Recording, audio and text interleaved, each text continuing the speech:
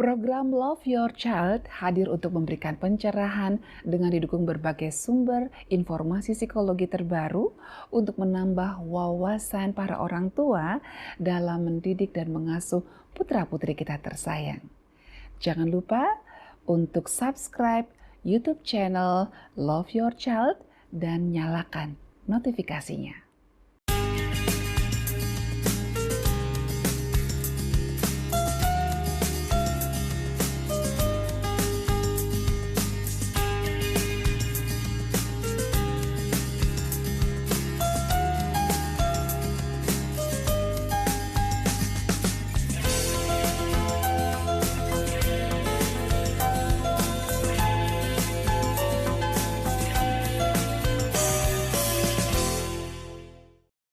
Shalom pemirsa Hope Channel dimanapun Anda berada.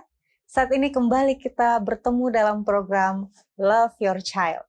Satu program yang mengajak kita untuk mendidik, untuk mengasihi anak kita, menjadikan generasi yang lebih baik. Saat ini kita akan membahas satu topik, yaitu tentang disleksia. Apa itu disleksia? Apa yang menjadi penyebab? Bagaimana dampak? Dan juga bagaimana kita mengatasinya? Akan kita bahas pada saat ini. Saya tidak sendiri, saya bersama dengan narasumber yang sudah sangat kita kenal ya, yaitu Ibu Helena Valentina. Apa kabar Ibu Helena? Halo Jerry, sehat ya? Sehat ya? Luar biasa ya? Ceria sekali hari ini. Kita kan harus selalu ceria kan? Iya, betul sekali. Hari ini kita akan membahas tentang masalah yang dihadapi oleh anak terutama di saat belajar. Iya, betul. Jadi satu seri ya? Satu seri, jadi kita ada beberapa seri. Serial kesulitan belajar, bukan nggak bisa belajar loh ya, kesulitan belajar. Mungkin di antara pemirsa juga punya pengalaman yang sama ya, Nah ya? inilah kita hadir di tempat ini saat ini, kita mau mengenal lebih jauh apa sih disleksia itu, mengapa anak itu mengalami kesulitan belajar kalau mengalami disleksia ini. Iya, jadi kesulitan belajar itu ada banyak sekali ragamnya, tapi yang paling utama itu ada 4 klaster yang sangat menonjol, ya namanya juga kesulitan, jadi kita sebutnya disleksia, kesulitan untuk membaca dan juga menulis, bahkan juga mengingat ya. Kemudian disgrafia, dia kesulitan untuk membuat tulisan, menyalin seperti itu, atau mengingat apa ya kata yang harus saya buat kalau saya membayangkan sesuatu, misalnya gurunya suruh dikte. Aduh gimana nulisnya ya? Gimana nulisnya agak kesulitan ya kan? Kemudian ada lagi diskalkulia. Itu aduh kalau udah berurusan dengan angka, matematika, menghitung, mengingat angka agak kesulitan ya. Terus mengurutkan, lalu kemudian juga menentukan ini ribuan, ratusan atau apa gitu ya. Nah, itu diskalkulia. Kemudian juga yang terakhir tuh dispraksia. Nah, dispraksia ini berhubungan dengan koordinasi otak dengan otot. Jadi entah itu otot otot motorik kasar seperti buat berlari, berjalan atau naik sepeda gitu. Itu kan untuk melakukan itu kita perlu pekerjaan dari motorik kasar, tapi juga motorik halus bisa juga. Yang terganggu adalah hubungan dari otak dengan otot untuk motorik halus, fine motorik, atau untuk menulis, untuk menjahit, karena itu kan membutuhkan otot juga ya. Itu menggunakan motorik halus nih, koordinasi mata, otak dengan tangan, ya kan, itu bisa terganggu. Dan kesulitan itu kadang-kadang susah untuk dimengerti oleh orang awam, sehingga kalau tulisannya dianggap jelek gitu ya, kenapa sih tulisannya kamu kok nggak bisa kecil, rapi gede, gitu ya, kecil besar, terus kok jaraknya jauh-jauh, padahal dengan satu kata. Nah, itu akhirnya dianggaplah anak ini bodoh, malas, dan sebagainya. Nah, hari ini kita mau bahas apa dulu nih? Disleksia. Kita akan bahas disleksia karena ya ini mungkin kata yang sudah sering kita dengar ya, atau mungkin ada juga pemirsa yang baru mendengar kata ini disleksia. Nah ini ya gimana? Apa sih itu disleksia? Iya, gitu apa ya? itu disleksia? Dis udah pasti adalah kesulitan, ya kan? Leksia tuh kita anggap aja lecture seperti tulisan gitu. Jadi itu gangguan saraf pada bagian otak yang memproses bahasa sebenarnya. Jadi kan perkembangan bahasa itu sebenarnya sangat pesat di usia balita ya, khususnya 4 tahun, 5 tahun tuh pesat sekali. Jadi anak-anak usia 4 kita suka kaget-kaget, kok udah bisa baca nih? Padahal kita baru kenalin huruf, how to read, suku katanya gitu. Kok udah bisa ya, cepet ya gitu. Nah itu kan perkembangan bahasa. Terus kita ngajarin bahasa Inggris atau bahasa lain selain bahasa ibu kita, yaitu bahasa Indonesia. Mereka kok mudah ya. Nah itu perkembangan bahasa. Tapi anak-anak disleksia ini ada gangguan saraf pada bagian otak yang memproses bahasa. Jadi ini bisa dialami oleh anak-anak, tapi juga bisa dialami oleh orang dewasa. Ya, tapi kita nggak bisa bilang bahwa ini adalah pertanda bahwa dia itu bodoh, IQ-nya rendah, nggak ada hubungannya. Walaupun ya kalau dalam yang sering kita lihat ya, bahkan juga ada beberapa artis-artis ternama, mereka dulunya frustasi karena dianggap bodoh, bahkan tidak naik kelas beberapa kali karena mengalami hal itu. Tapi tidak menunjukkan mereka bodoh ya. Sebut saja siapa ya? Tom Cruise, Deddy Corbuzier kalau di Indonesia ya. Kurang pintar apa mereka? Iya. Ya kan? Terus banyak juga yang mengalami hal yang serupa ya. Iya betul. Jadi kalau dibilang anak-anak ini yang mengalami kesulitan belajar karena disleksia ini, akhirnya mungkin di antara teman-temannya dia lebih lambat untuk belajar membaca.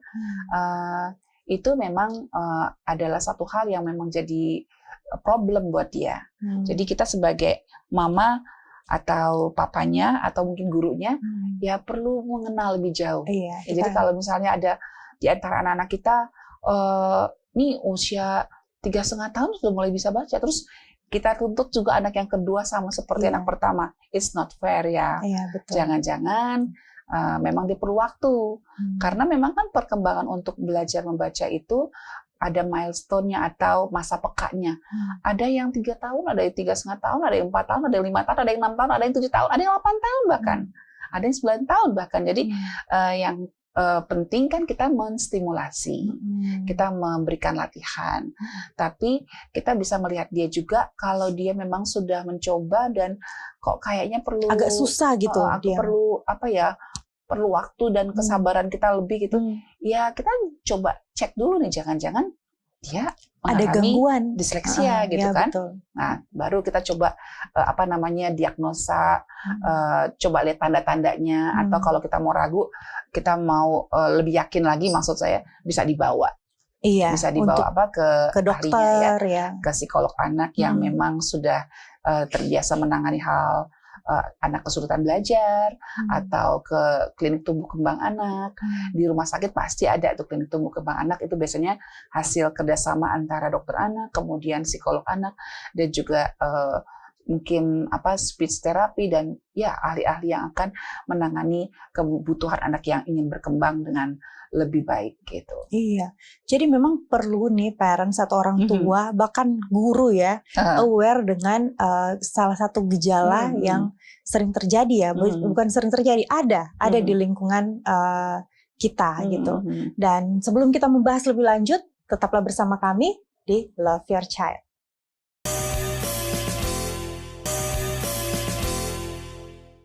Kembali lagi bersama kami di Love Your Child. Kita sudah membahas tadi seputaran apa itu disleksia. Dan saat ini kalau kita sudah melihat tadi paparan di depan, berarti apakah semua anak yang kesulitan membaca itu bisa diidentifikasikan dengan disleksia atau seperti apa Ibu Helen? Iya, memang bisa jadi orang akan menilai seperti itu, anak saya susah baca pasti disleksia, nggak selalu begitu ya. Bisa juga karena faktor IQ yang sangat rendah, misalnya anak-anak yang mental retarded itu susah sekali diajar membaca, susah sekali. Saya pernah menghadapi anak mental retarded, wah, memang dia sulit ya. Duduk cuma 1 menit aja untuk konsen tuh is very very struggle gitu ya kan. Nah bisa juga karena yang lain karena kecemasan. Boleh jadi pada saat dia diperkenalkan dengan belajar huruf, membaca, how to read gitu, bagaimana membaca, itu mungkin dengan dengan suasana yang mencekam gitu. Jadi trauma ya anak. Gurunya mungkin bentak-bentak, mungkin digebrak-gebrak. Bisa jadi itu faktor kecemasan atau faktor ya stres, trauma Traumatis. dan seterusnya. Tapi kalau disleksia enggak, dia memang karena ada gangguan dalam sistem syarafnya yang mempengaruhi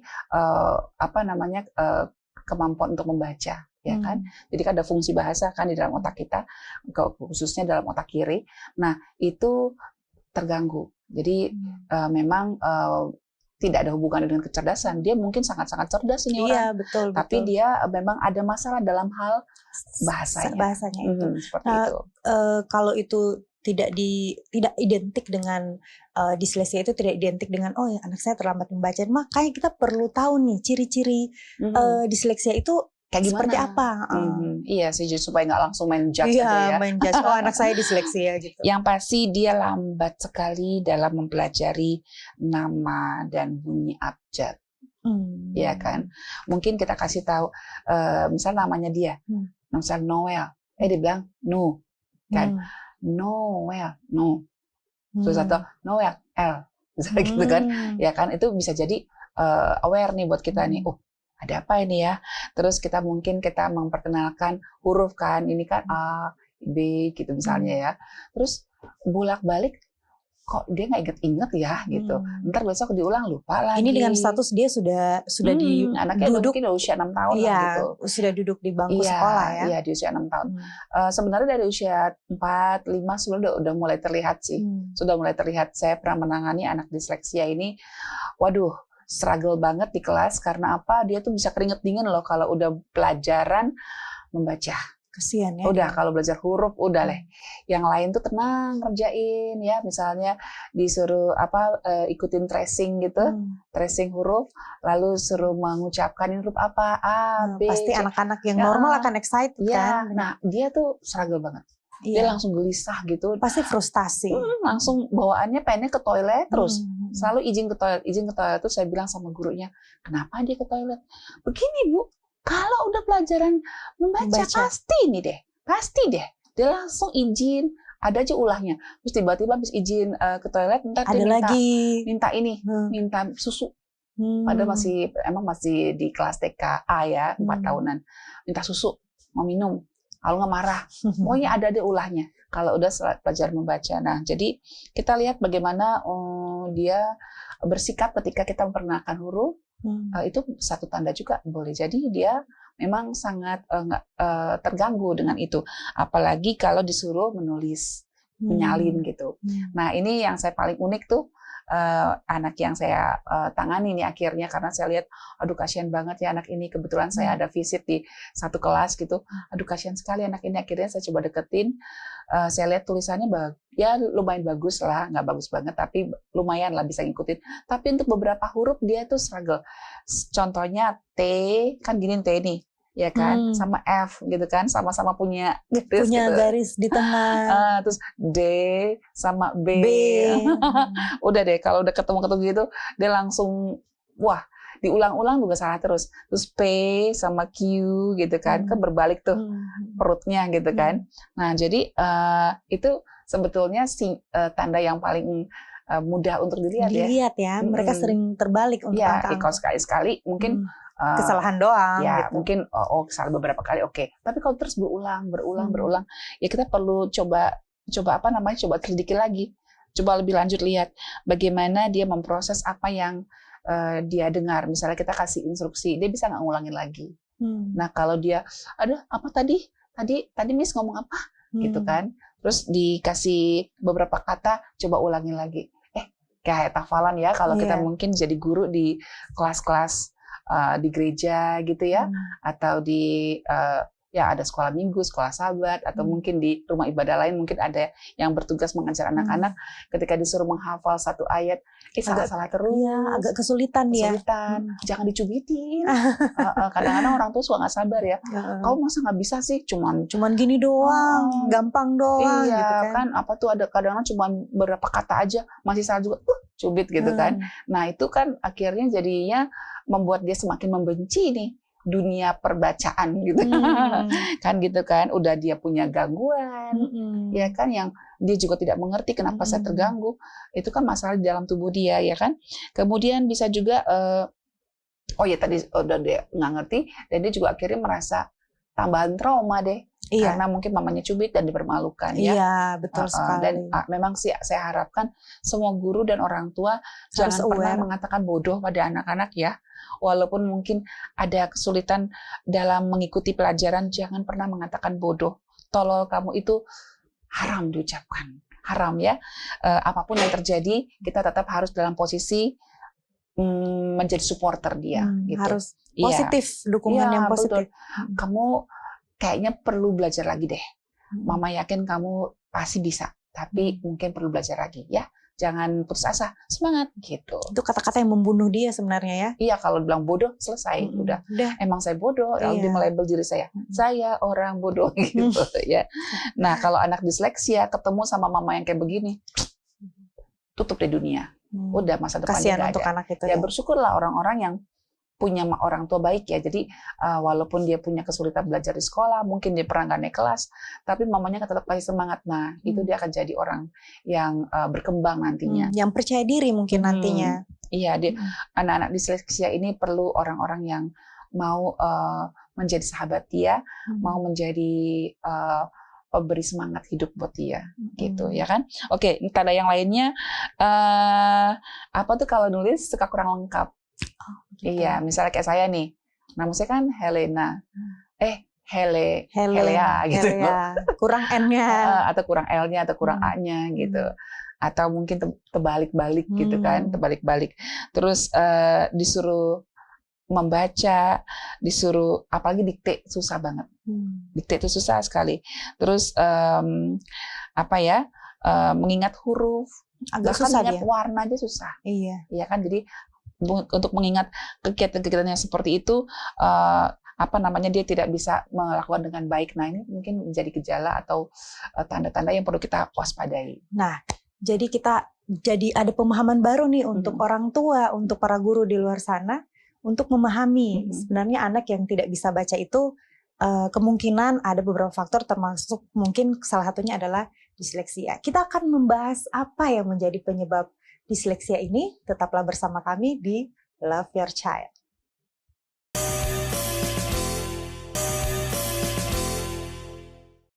Kembali lagi pemirsa bersama kami di Love Your Child, masih dalam rangkaian kesulitan belajar pada anak. Dan pada kali ini kita akan bahas kelanjutan apa yang menjadi penyebab dari disleksia ini. Silakan Ibu Elena, kira-kira kenapa anak itu bisa kesulitan?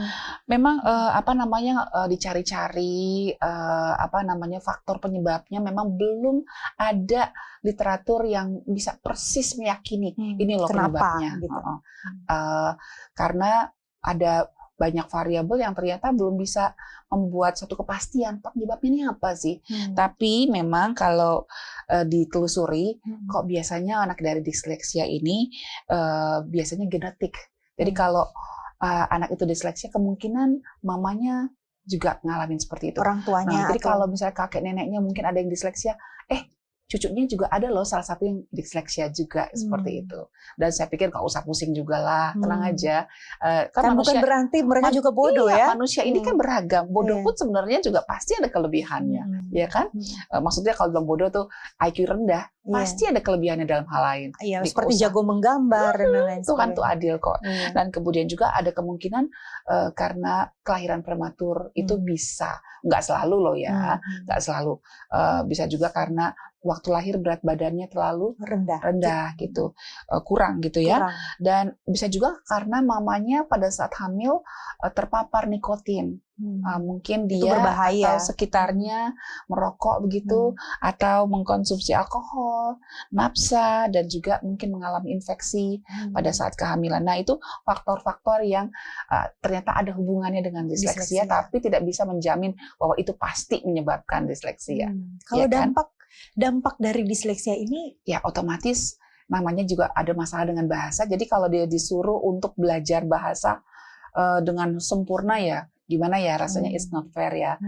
Mungkin dia belajar bahasa is okay, memang di hidup ini kan kita menggunakan bahasa, tapi kita nggak bisa mengharapkan bahwa dia akan sangat-sangat sempurna gitu, seperti halnya anak-anak lain yang nggak ada masalah dengan bahasa toh.